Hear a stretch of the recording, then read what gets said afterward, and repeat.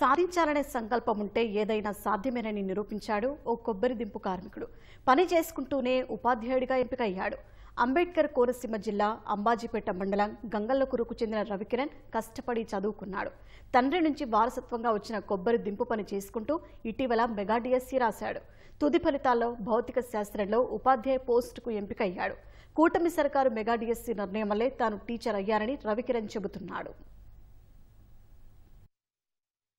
Rank వచ్చిందండి physical science department నుంచి. నేను సెలెక్ట్ అయ్యానండి. రేపు అమరావతిలో జరగబోయే సక్సెస్ మీట్లో నేను అపాయింట్మెంట్ ఆర్డర్ తీసుకోబోతున్నానండి. డిగ్రీ వచ్చేసి ఎస్కేబీఆర్ కాలేజీలో, బీఈడీ కూడా ఎస్కేబీఆర్ కాలేజీలో చదువుకున్నానండి. ఎంఎస్సీ కూడా నేను ఆంధ్ర యూనివర్సిటీలో చేశాను. ఆ తర్వాత నుంచి నేను దింపులు తీస్తూనే చదువుకున్నానండి. ఇంటి దగ్గరే చదువుకున్నాను, ఎక్కడ కోచింగ్కి ఏమి వెళ్ళలేదు. మా చుట్టుపక్కల ఉండేవారు కానీ చాలా సహాయంగా ఉండేవారు. నేను దింపులు తీసినప్పుడు కూడా మా రైతులు కూడా మమ్మల్ని చాలా గౌరవంగా చూసి మాకు సహాయ సహకారాలు అందించేవారండి.